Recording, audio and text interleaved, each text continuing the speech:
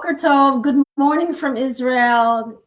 Good evening from Australia, different parts of Australia. My name is Dr. Tova Goldfein. We are live at TMS Roundtable.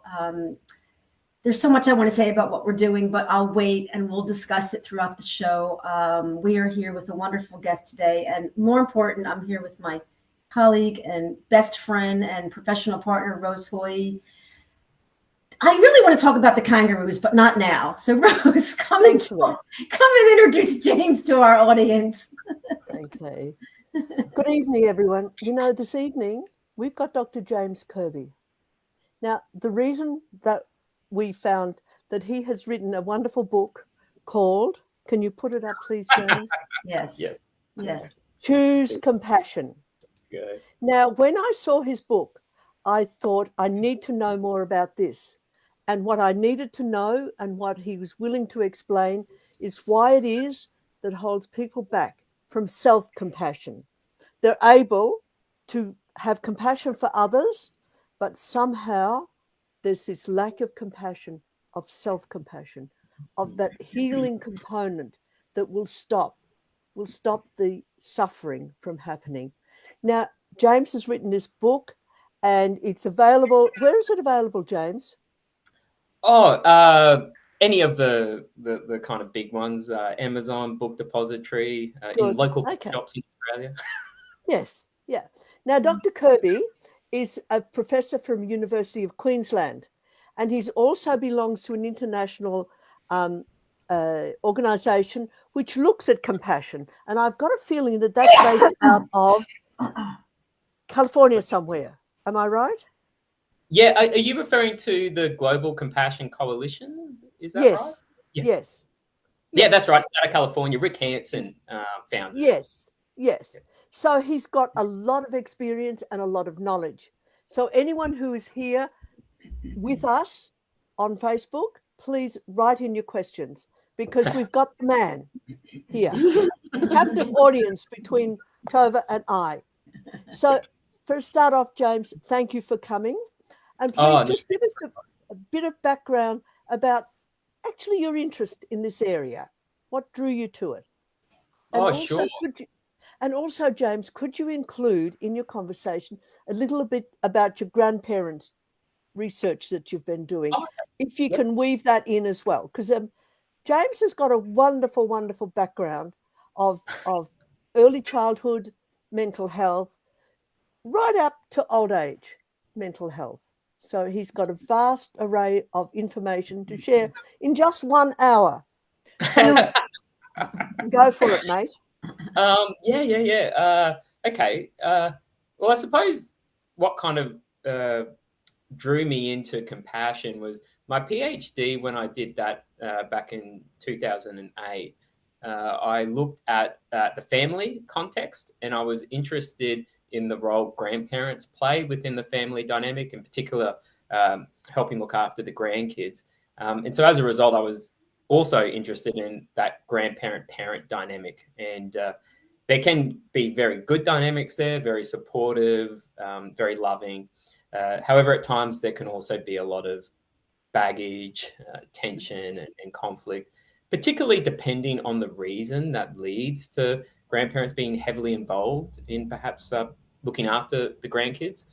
And in that program, we kind of looked at helping the grandparents specifically with their role as being not the custodians of the grandkids. That was in other work we did subsequently, but in their role as like a secondary helper, so in helping support the parents. And in that program, we had a specific module aimed towards trying to create a positive parenting team between the grandparent and parent.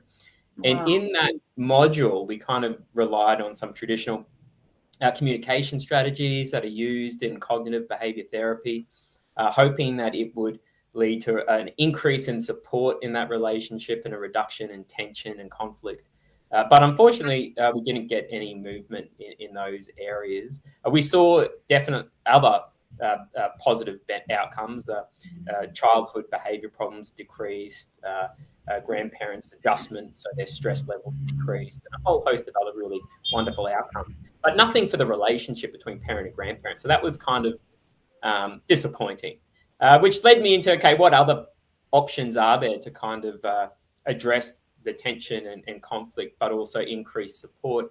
And I was just doing a lot of reading, a lot of searching, and then I stumbled into a lot of work done by a person called Paul Gilbert, who founded compassion-focused therapy.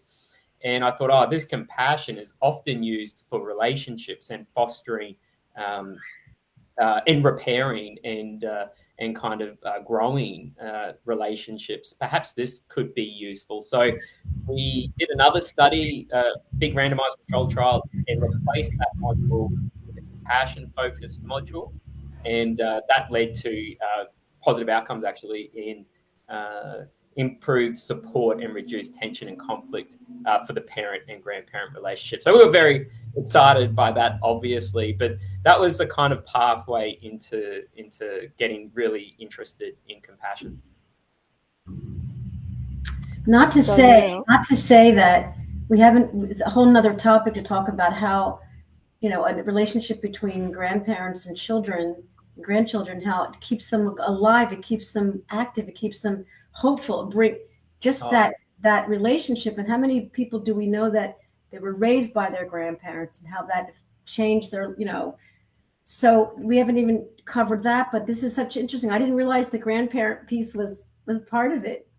Yeah, that was my first kind of big area of work, was in the family setting and context, and did a lot of work looking at different parenting interventions to help parents. But there's a huge number of grandparents in Australia, for example, that give regular childcare to their grandkids. So like used to be 1 in every 5, it's increased to 1 in every 4 grandparents provide at least 12 hours of care a week to their grandkids. So they're kind of filling a kind of really important role there to help mum and dad, or or in single parent families, kind of just get by. But also there are those positive aspects where parents really want the grandparent involved because of the warmth they experience from them as children, but also for important family legacy and kind of connections of that as well. But also at the other end, there's a whole host of grandparents that provide custodial care, and that's typically because the parents, for whatever reason, have fallen on some pretty tough times. It could be, drug related or death related or incarcerated or something like that. Mm-hmm. So what made you choose compassion? That kind of my interest in compassion sort of came around 2010, probably, when I started reading about Paul and Paul's work that he's been doing with compassion-focused therapy. And that kind of got me super excited. Just, the different approaches he used. And he talks a lot about self-criticism and shame, which didn't feature predominantly in a lot of the other therapy sort of models I was using. Yeah. And so that kind of got me really kind of interested. And the more I kept reading and doing workshops, the more excited I got. And then I'm also a researcher, so I was doing research as well. So I was looking at how compassion might be able to help parents, also grandparents, but I was also doing some developmental studies, looking at children and putting them in settings to test if they'd be compassionate to puppets or not. And then I got interested in the decision-making pathway to compassion. So I had all this other research going on, exploring, because I just found it so fascinating, the area of compassion. So Rose and I have, Rose and I have a special interest in how compassion heals and how compassion, creates a healing journey, and self-compassion, which, Rose can chat a minute about, and maybe you want to talk about that end of the compassion, the scientific chemical reaction to love and compassion. Yeah. Actually, that's a good start. Yeah. Could you share that with us? What actually happens to us when we actually achieve that compassionate stance? Yeah, sure. It seems like a relatively simple question, but it's a pretty complicated breakdown. It's not simple at all. In terms of the answer. So it's important to distinguish that compassion is different to love. Love often is referred to, or at least associated with, potentially intimate love. So like, love you might have for your partner, or love you might have for your child, for example. And so love tends to work through this kind of in-group kind of pathway and dynamic, and love tends to be associated with a lot of warmth and a lot of the kind of hormone that's usually strongly associated with love is oxytocin and also vasopressin. And so these things kind of fire off when you're feeling that love. And that's obviously extremely lovely, if I could say that. Compassion doesn't work through the same pathway. There are similar overlaps, but it's not quite the same. So compassion is focused on suffering. And when you approach suffering, that's often threatening. And so love isn't the initial emotion that's experienced when confronted with suffering. And, suffering could be emotional suffering. So someone in a full-blown panic attack, or feeling intense rage, for example, or being deeply sad or grieving. You can have physical suffering, so say pain, broken arm, chronic pain.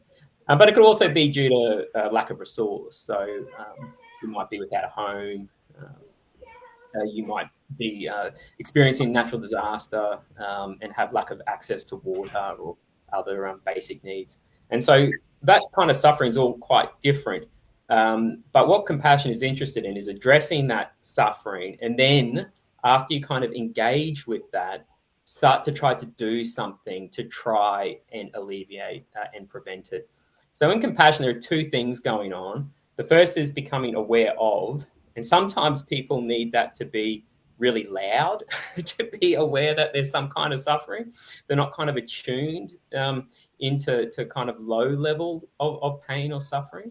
And then the second part is then, okay, what could I do, or where could I turn in order to help? Because obviously that help will depend on what you feel like you are competent at as well.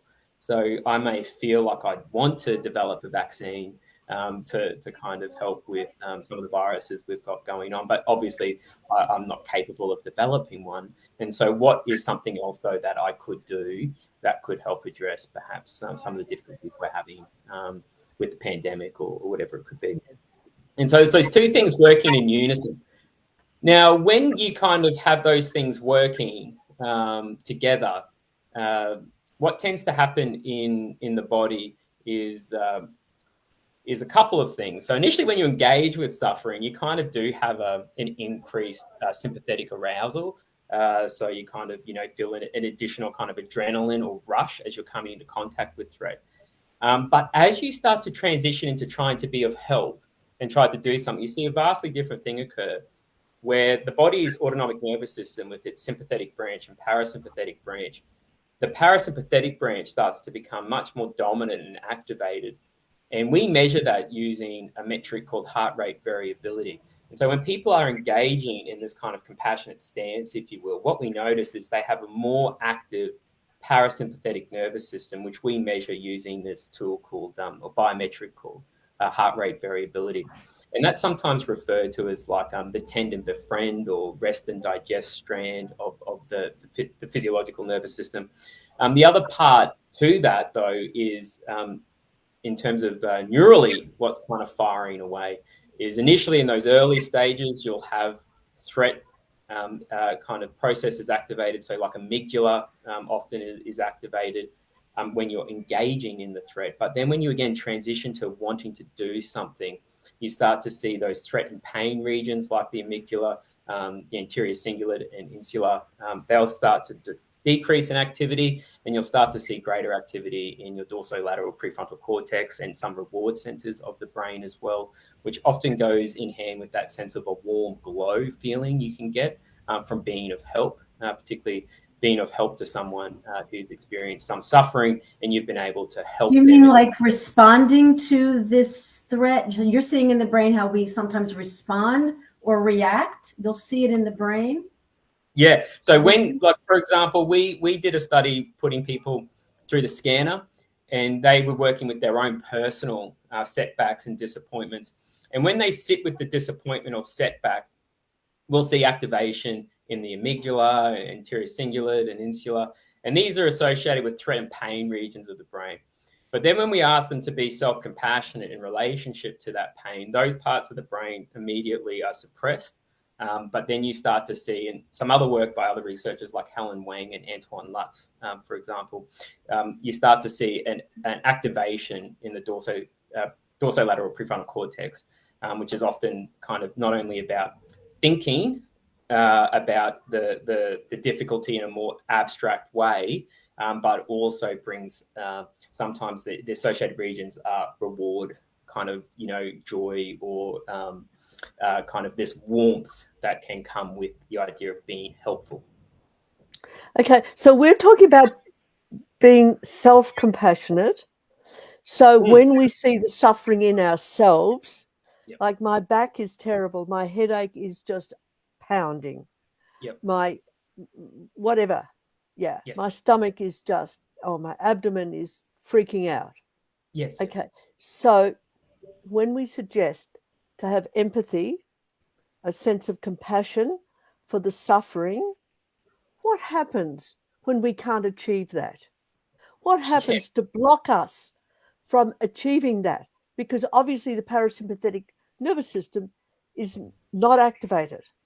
Yeah. So they're what in happens fight or to block flight, that? right, Rose? Like they're in Yes. fight or flight. Yeah. So the person stays with the amygdala activated. Yeah. Yes.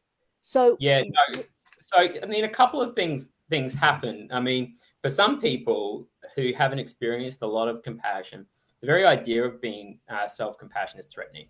Now, fight or flight's an extreme. Say that again. The very idea of being self-compassionate is threatening. So, okay, just hold that note, but continue. Okay. Yeah. So no, there's no way they're going to do that. It's kind of you met with a confrontation, or they're very, very scared of it as well. Now, they're scared of a couple of things that could happen. Firstly, they might be scared of, I'm just holding it together.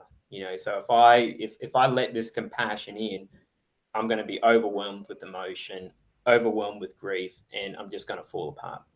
And I can't have that because I've got a couple of kids outside that I have to help and parent. I've got to cook dinner. I've got everything else going on. And I'd rather choose the pain and the grief than the way out, because all I know is the pain and the grief. Yeah, there's also that too. So there's the fear of what will happen if it changes. So what if I do this and it actually doesn't get better? My pain isn't released. So what you're asking me to do is kind of dive into the pain, right, and experience the pain, which I don't really want to do.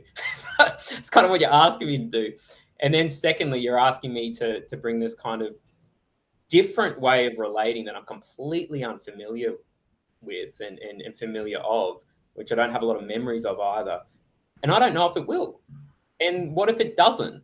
And then that kind of part of our brain that always is catastrophizing or anticipating the worst, it's kind of like, no, what is familiar, I'm okay with. I know this is very different, unfamiliar.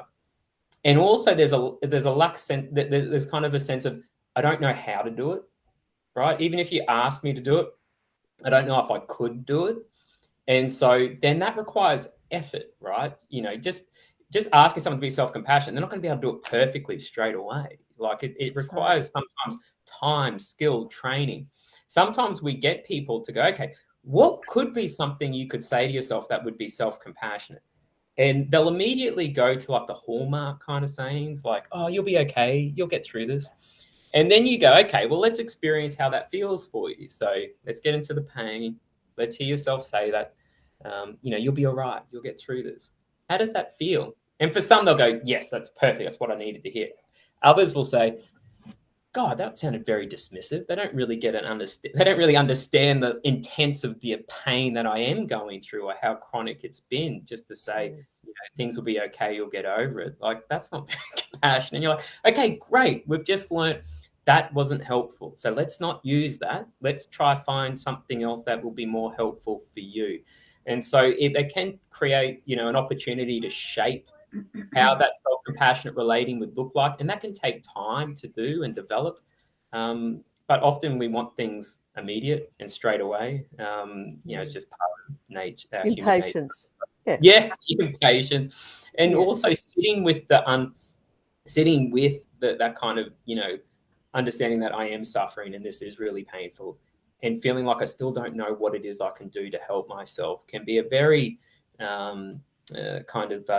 somewhat depressing and hopeless kind of place to be. And so sometimes we don't want to get into that for obvious reasons.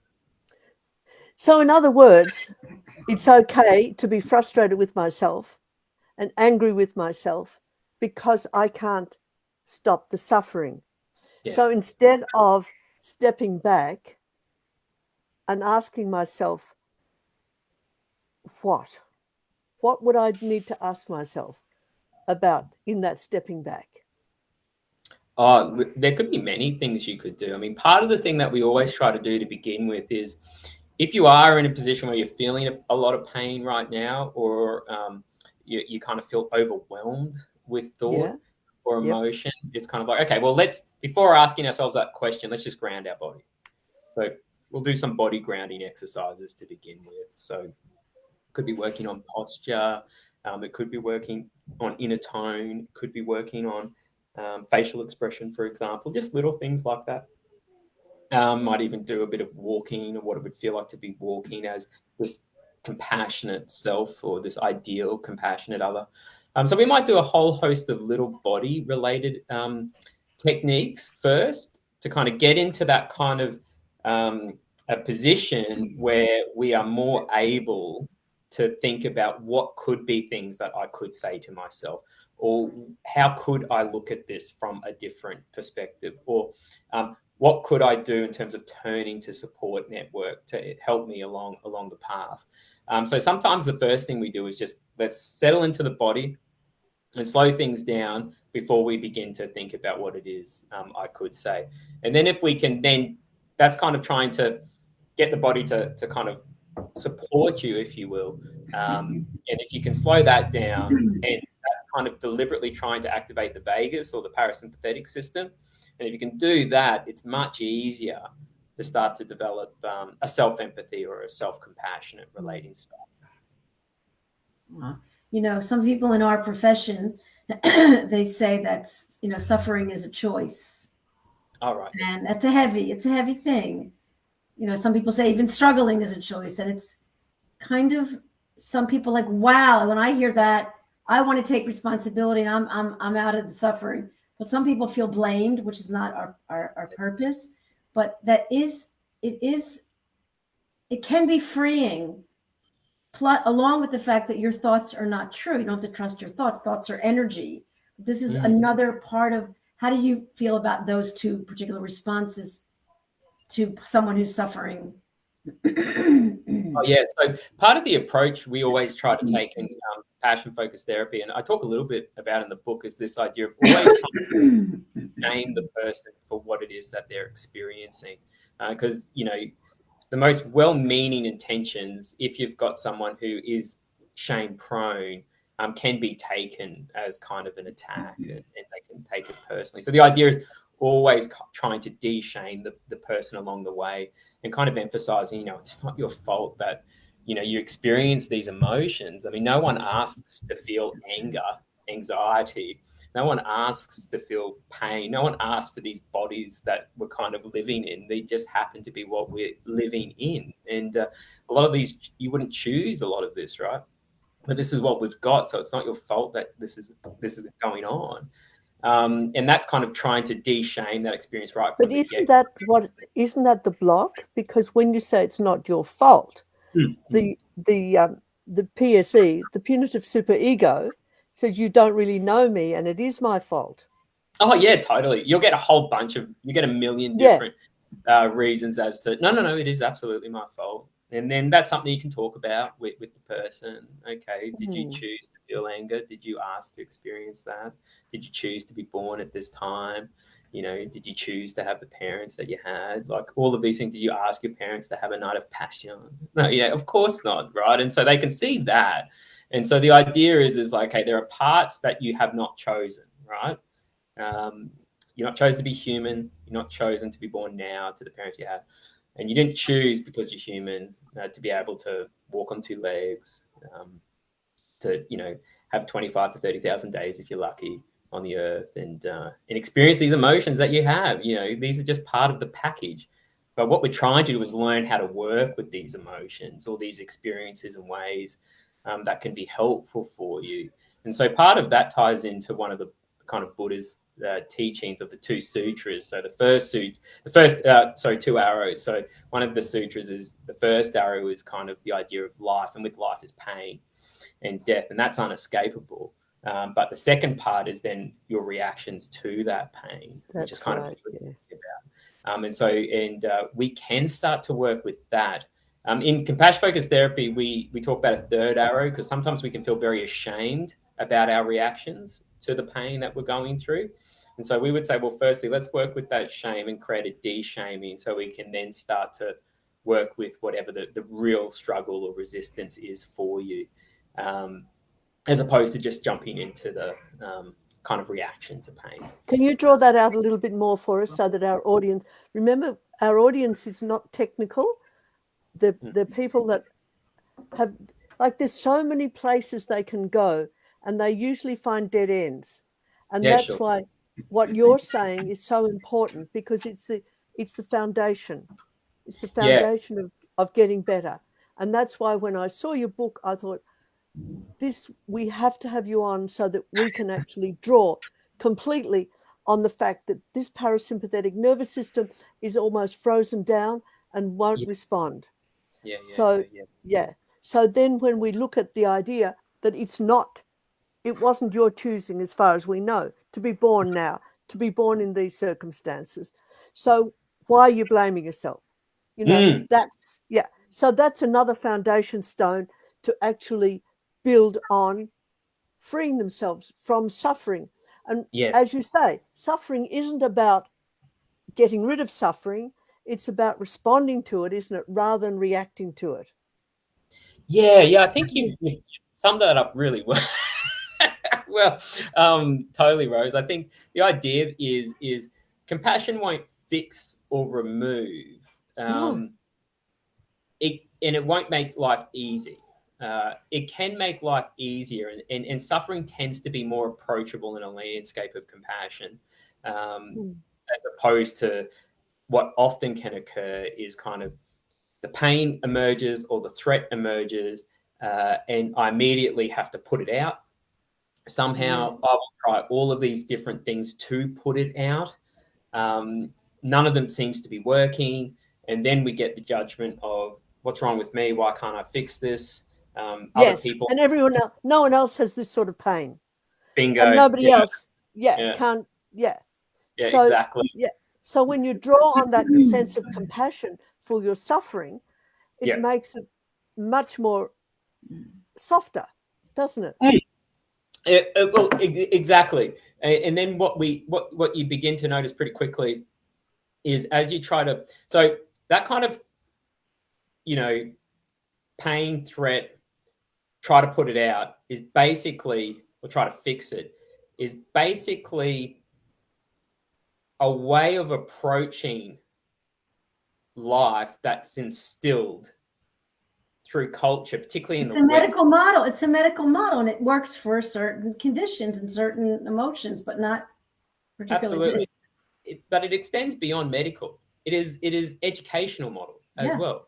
It is absolutely fundamental. Like beat cancer, and now we're talking about meeting cancer. So we're part of it. We're part of a changing of the societal thing. But I didn't mean to interrupt. It's very important what you're saying. I mean, it basically implies the capitalist kind of framework of the more you put in, the more you will get out.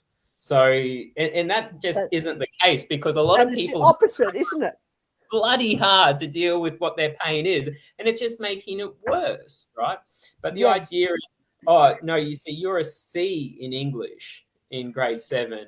You just have to work harder, and if you just worked harder and weren't so lazy, you'd get a B, right? And so then you start to compare yourself to the other people in your class. They become competitors. Yeah. Or you start to compare yourself to your colleagues at work. You know, they got a promotion and they're a bit younger than me. What are they doing that I'm not? And then you start to get envious and jealous and upset, as opposed to have joy the fact that they got promoted and go, oh yeah, they've got a great skill set. How good's that? And so it very much sort of starts to trigger this way of seeing the world in a very competitive dynamic, which is then how the person starts to relate to their own pain. I'm either winning or losing this battle that is going on. And if I'm not winning, I'm losing. And if I'm losing, it's my fault. There's something wrong with me. And of course, that just makes you feel more miserable and compounds the pain. So the idea is that kind of way of engaging tends to focus much more in on a kind of a physiological patterning in the body, which relies a lot on a sympathetic arousal, right? There's this constant sense of I've got to do. And as a result, you need that energy to do. And that's part of the reason why Robert Sapolsky, a Stanford biologist, wrote that famous book back in the 90s, Why Zebras Don't Get Ulcers. You know, it's the fact that I didn't know that one. Our own, we've got this mind that just doesn't, stop, and will take external stresses in our environment, bring them into the mind, internalize them, ruminate, go over and over and over, and then go over that pain with another person so they feel that pain as well. And even though the threat's no longer there or the difficulty's no longer there, we've kept the arousal elevated for much longer than what it needed to be, which means that we haven't been able to kind of shift naturally over to a more dominant parasympathetic system. But there can be many things that can help methylate, which is just a process of trying to strengthen, really physiologically strengthen your parasympathetic system. And often what helps strengthen that parasympathetic system is the emotional warmth that you've received from your parents. There are many factors, of course, but a really strong one is the emotional warmth you've experienced in what if your mother's got mental health problems? And then, if you've lived in a family where there hasn't been a lot of that, or conversely, it's been the opposite, and you've kind of criticized relentlessly, at the worst, physically, emotionally abused, that doesn't foster the growth of your parasympathetic system, because that would not be helpful living in that context. If you're living in a context where there is that kind of stuff, you want to be able to adapt quickly, right? You want to be quite sensitive to what's going on in your environment, so you can be not seen and not heard, so you aren't punished or hurt. So you're never at ease, or you're never not feeling a sense of freedom to explore and so on, because doing so comes with a punishment. And could we actually introduce the idea of the role of cortisol now? Yeah, sure. Yeah. So cortisol will actually keep the sympathetic nervous system in operation, won't it? Yes. Help me with the science. Yep. So the parasympathetic can't be activated. So when we've got a patient that's in fear. Oh, yes. Yes. So the cortisol is being manufactured, isn't it? Yeah. So I mean, there are many different hormones that are kind of firing away when you're in a kind of fight-flight situation, where you feel like there is danger. Cortisol being one of those. Cortisol is often just known familiarly as like a stress hormone. Well, that's why I introduced it, because that, for common knowledge, I mean, I know that there's a cascade of hormones, but cortisol is that stress thing. And remember, we're talking about that everyday language. So when we get that stress response, when someone's looked at us in a particular way, well, we're not going to have empathy, because whatever that perception of how that person looked is going to come into the mix, isn't it? And then Sure. yeah. So then our foundation stones are rickety, aren't they? They're sort of like they're put in mud rather than on stone. Yeah. Yes, and then it becomes difficult if that has been the learning environment in which you're being raised, and then you go to school and it's something similar. It's very hard to then feel open and trusting to others because the life history has been, well, as soon as I'm vulnerable, I can get hurt, or as soon as I, don't focus in acutely on it and I focus on, something which is of interest to me, I'll get into trouble for it. Or something. I won't be able to see the danger coming, and I'll be surprised. So I'm better off not staying focused on avoiding hurt, and avoiding hurt is not particularly good for mental health in the long run. And but as we've learned in our work, especially the work that I do with neuroplasticity, is that's a pathway. It's a learned habit. It's familiar, but we can override that. Not unlike the word override. That will be there, that pathway, but we can learn a healthier relationship with that trauma, with that experience, and grow and learn and work on that compassion muscle, work on choosing compassion, develop healthy relationships with our, like Rose taught me a lot about the unconscious and the conscious mind. It can be a healthier pathway, and that can be your go-to. That will be your default. And that's what your book is saying. We can choose compassion, and it will be difficult and unfamiliar, and even I'll want to bolt back into suffering because I'm comfortable. But you're saying there's a choice, and at any age, at any point, someone can choose compassion and learn. Is that what? Yeah. I mean, there are obviously a lot of caveats to it, but yes, ultimately, what we are able to do is within the cards we've been dealt, we have opportunities to make some choices about how we see the world and how we see ourselves. And certainly, if you've got others around you who are able to show it to you, that is an unbelievable starting point. And that can come at any point in life. Ultimately, we would love it at the very beginnings of life. We would hope that, these babies are nurtured in a way which has a lot of responsivity, predictability, warmth. And if you've got that, that is really the setup for life, for compassion. It doesn't guarantee you'll be great with self-compassion later on, but it certainly sets you up for the greatest opportunity for it to be easy for you. If you haven't had that, it can be very difficult. And then there are just some settings where, there's been some great work done in Portugal by colleagues of mine, Daniel Rio and others, who have looked at using compassion-focused therapy for teenage boys who would be considered detained youth, so like in juvenile detention system. And these are boys who've had to do some pretty bad things, who society generally wouldn't hold up as being people worthy of their moral concern. If anything, get them out of here. I don't want to hear and see them. They're bad. They should be kind of punished, if you will.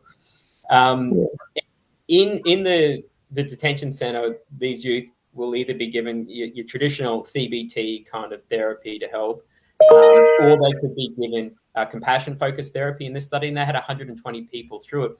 And what they found at the end of the study is that those youths who went through the compassion-focused therapy, they had reduced psychopathic traits, which is something which is exceptionally difficult to shift. But they found that. And one of the things they also noticed in the research was that these young boys felt a sense of sadness and remorse over some of the actions that they had done, which is something you typically don't see.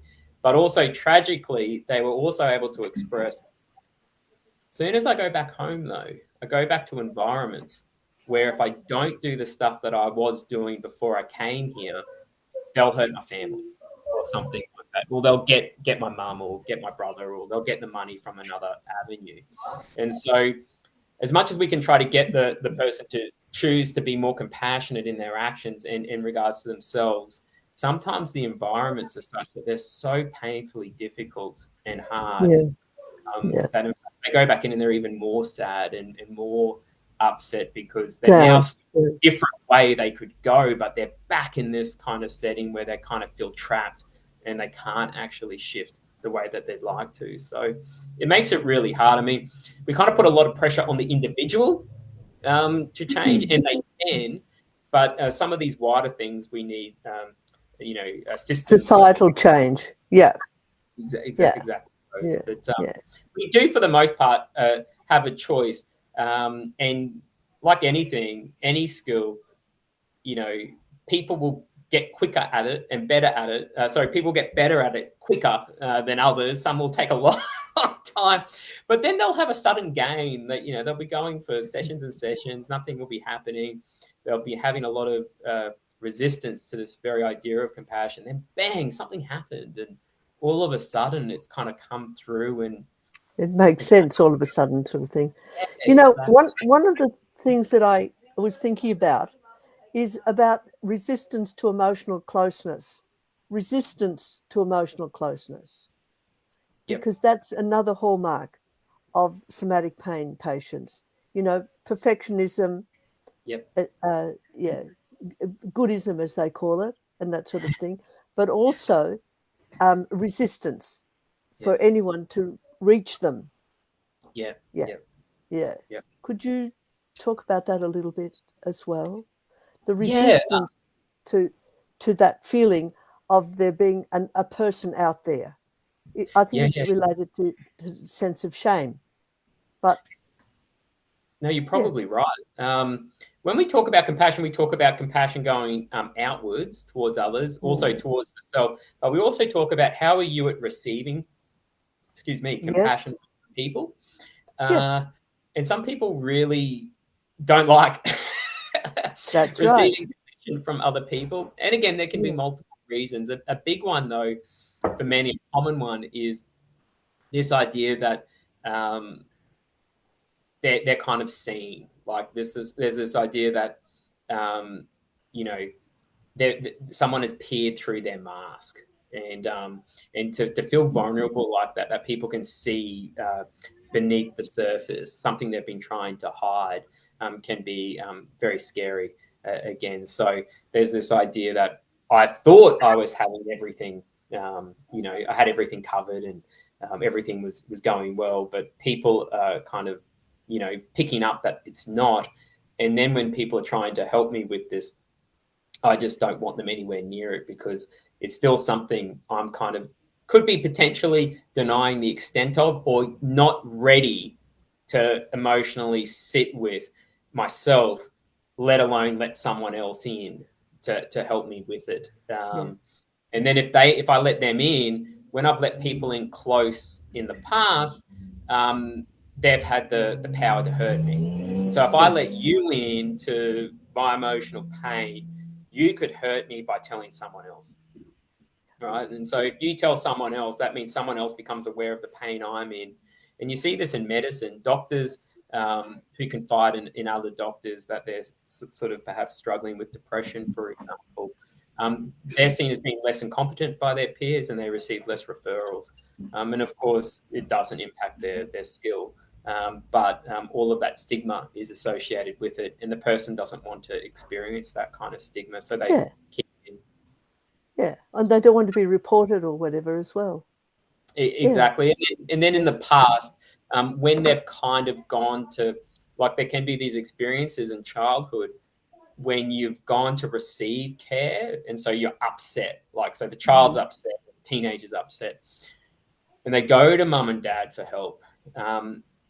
If that kind of care-seeking behavior is met with a punishment, like shut up, stop your whinging, or whatever it might be, and they could be hit at the same time, then all of a sudden, feelings of wanting care has been associated with punishment, so they become scared of needing care, right? And so that's kind of isolating, and they avoid seeking care because of the fear they've got of getting punished for needing care, because that's what for their innocence. And so that all that kind of can come up with receiving compassion. It also depends on the target. You know, sometimes if the person giving you the compassion is also the person who's the cause of your suffering, you might not want them to be helpful. But that's the unpredictability, isn't it? That's the vulnerability of a child dealing with an unpredictable caregiver, isn't it?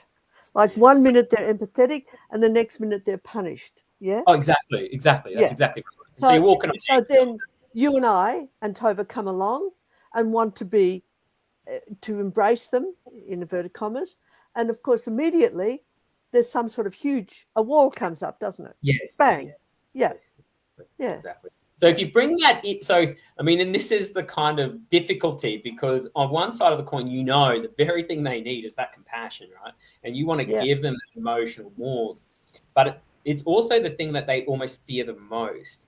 And so if you've got someone in with that experience and they've come in and you've heard the story, you've heard the pain, and you're like, okay, psychologically and physiologically, compassion is going to be exceptionally helpful for you. And you kind of turn your compassion giving towards them up to 11, they run away and they don't come back to therapy, right? And so I remember vividly with one gentleman I was working with, he had a lot of self-loathing, obsessive compulsive disorder, stole a lot from close family friends. And, this was back in 2010. My mind's kind of firing with, oh, God, he's not received any compassion in his life. He needs compassion now. And so I took him through a standard compassion practice, like meditation. And about 2 minutes into it, he just told me to stop. He was in total tears. And he's like, I cannot do this. And we kind of sat there and we wanted to explore. I wanted to explore with him what was going on, what was happening. But he just wasn't able to kind of speak at that moment. The session ended. He kind of just pulled himself together, and I never saw him again. Never came back. Tragic. I mean, I'd seen this guy for I don't know, at least 6-8 months. We'd built a really good rapport, but had come in far too hard, like a tsunami, and just it was too much at that point. So the sense is, if there is something which is fearful, you don't come in and flood them straight away. You got to take sort of progressive steps, but also hear from them what it is that they're fearful of and give them an opportunity to express those fears, those concerns. And giving them the opportunity to express those very valid fears and concerns gives us a chance to validate those concerns. Go, yes, 100%, Yeah. And then also start to talk about, well, what do you see compassion as being? And then you can have those kinds of conversations about, being clear about this is how we see compassion. This is how it might be different to perhaps how you might think compassion. Read it. Yeah. Exactly. Yeah. Wow. Now, James, before we go, because we've only got another 10 minutes, would you mind now talking a little bit about your book? Because we've now got holidays coming up, and I think it would be a nice idea to actually would you briefly talk about the chapters? Because sure. That way. Is it on audio? Is it on Audible also, James? No, not yet. No. The publishers kind of want to pick up that not until next year. Right. So the book just came out. The book just recently came out? Yeah, I had the launch last week. Wow, beautiful. Great. Can you hold it up again, please, for the yes. There we go. Beautiful. Why it matters and how it works. Wow, amazing. To sort of begin, I kind of just talk about what we mean by compassion, because compassion is very similar to other things we've kind of mentioned, like empathy and sympathy and kindness and so on. So talk about where they overlap and where they're a little bit different. And then I kind of talk about how our emotions tend to be the easiest and quickest pathway into compassion. But when you're wanting to extend compassion to those you dislike, including yourself, because people will come to therapy and there'll be parts of themselves that they strongly dislike. When we try to work on emotions into being compassionate to the things we dislike, that's very, very difficult. And that's where you get a lot of barrier. That's right. Well, that's what drew me. And that's why I'm asking you now to actually dissect the book a little bit so that people who are staying stuck in their suffering can actually just read it, because it's not about getting better, it's about seeing what's happening. And that's what I liked about the idea of allowing a person to see the system that they're operating in. So exactly. So part of it is trying to give a sense of, okay, well, let's have perhaps a step back from what's going on, because there might be a sense that you're putting a tremendous amount of pressure on yourself that is kind of almost in some ways leading to some inadvertent sort of consequences, and perhaps just trying to almost release the accelerator a little bit, although that might feel like the exact wrong move to do, could be the exact thing. It is the right move. To start to recognize, holy crap, there's all this stuff that's going on. And sometimes in doing so, we become almost blocked by all the good things that you're doing. So a lot of the attention is constantly focused on the hurt, the pain, the difficulty, and all of this. And then all of my inadequacy of being unable to fix, resolve, or repair. Show up, yes. Instead of that real person. Then there's all this tremendous stuff that's going on that you never see. It's in the darkness.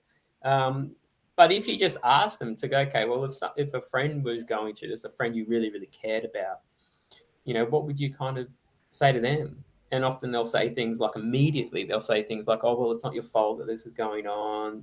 What you've been doing is, and they'll remind them of all the good stuff that they're doing.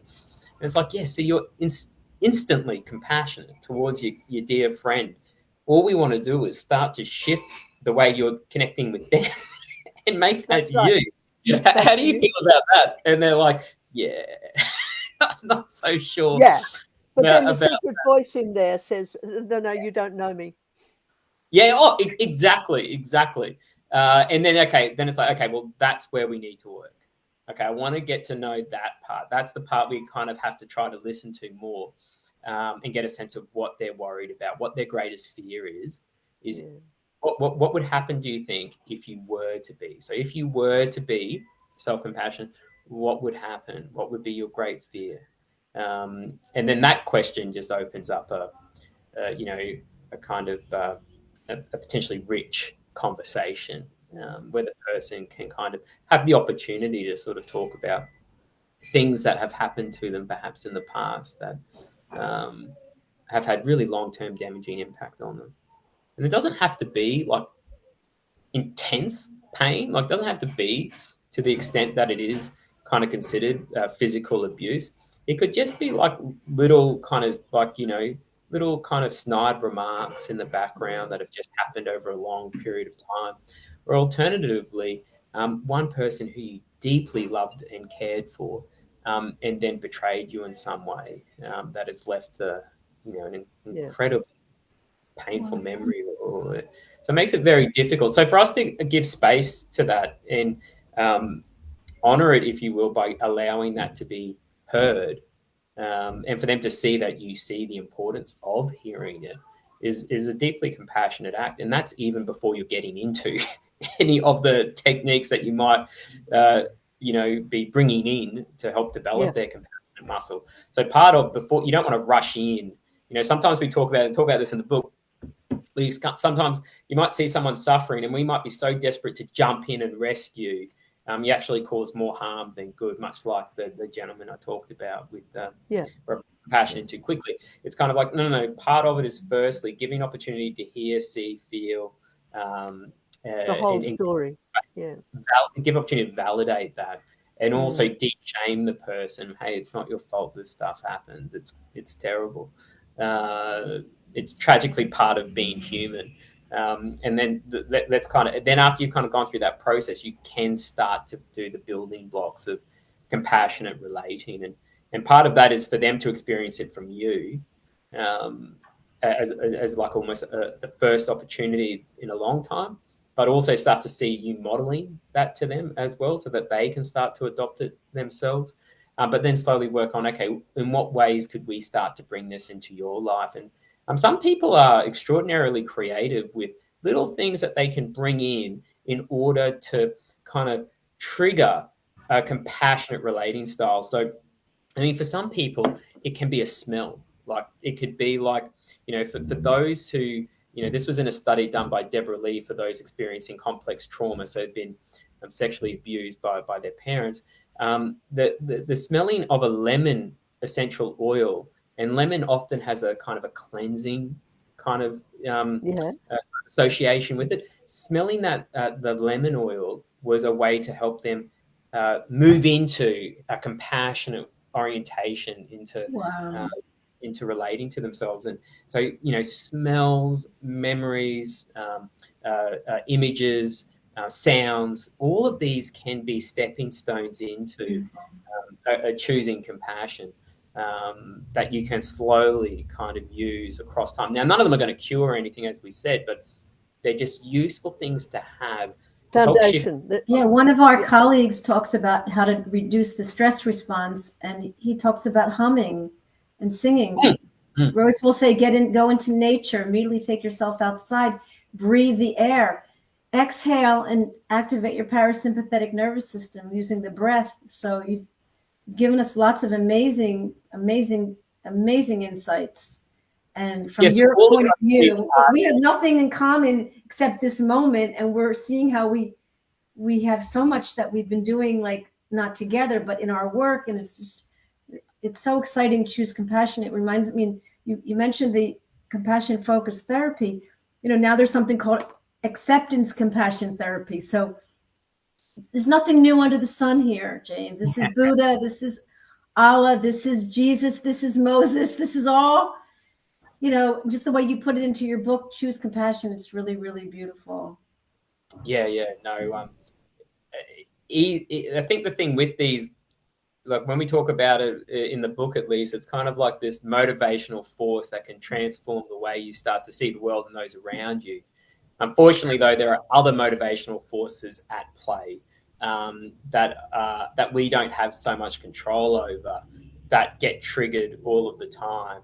And they're the systems we kind of work in. So, you go into your work setting, or you go in, you open up social media and you see all the stuff going on with, Twitter or whatever it might be. All of these things are constantly firing off, sometimes, and a lot of time, like competitive mindsets where, we've only got so much resources. I need to hold on to mine, keep mine, can't share, because you never know when we're going to struggle. And all of these things kind of erode away our compassionate tendencies. Yeah. Well, didn't COVID and people stocking up on toilet paper? Yeah, exactly. Show that? Oh, exactly. And we had a lot of COVID hoarding, vaccine hoarding. And so those who desperately needed help because they were unable to do things like isolate or whatever it might be, weren't getting access to vaccines because, we needed them, kind of thing, or, we negotiated to get access before others. So, there are those tragedies. However, we also don't often hear a lot of the sort of heroic, everyday, compassionate acts that do occur. And they're just phenomenal. I think the best kind of teacher of compassion is just to see it in everyday life. And like in Australia, there's someone donating a kidney every second day. That's extraordinary. I love hearing that. I love it. It's beautiful. That isn't spoken about. It depends, and you can look at that news. There's tons of good news. There's tons of good news, so we can choose compassion. Exactly. So the idea is we're not trying to sugarcoat things, but you're seeing people do extraordinary things to address suffering, and that becomes inspirational and contagious. And if you see it, you'll be at an increased chance of doing something yourself to someone in your network that you come into contact with. So that's why I think if we can choose it, it kind of ripples out much further than what we even realize ourselves when we give it. Have you got James, have you got a short sort of essay that covers the book that we could put on when we put YouTube up? If you give us something that we can put an attachment there, So people that are listening to your talk, you know, even if they don't buy the book, they can get the gist of what you're on about. We could put that on the scroll thing. What do you call it? You know, the comments, or you could put it up actually. If you wanted to. If you can send it on the email, we can share it with the book later on today when I put up the YouTube. We can share the book and maybe some short, like if somebody was going to read the back, maybe you can print that or make a copy and send it to us. Yeah, 100%. The back isn't so. The back is sort of like not what it's admiration. Yeah, but something about what where his ideas are come. He'll have some short essay somewhere that we could put on a link. I imagine. Absolutely, I can send you something. Yeah, wonderful. I always check on what's it called? I can't think of the name. ResearchGate, but I didn't check you on ResearchGate this time. But that's how I do my research on you guys. Yeah. No, I mean it's great. When I saw the book, I thought I'm not going to research him at all because this book I want it known. So well, thing is, I'll definitely send you something. I've got a couple of little short sort of essays, excerpts that you could use. So. Wonderful. Oh, lovely. Oh, that's great. So James Kirby, Ph.D, Professor at Queensland University. Thank you so much for sharing your insights. It's just been wonderful. Oh, no, thank you so much for having me. And I think what you're doing. Thank your children and your wife for giving, because I know it's your night time. So thank them. Yes. It's I appreciate your time, and maybe we'll meet again sometime soon. Sounds great. Thank you so much. Okay. All the best. Okay. Bye, James. Bye, Tova. Bye.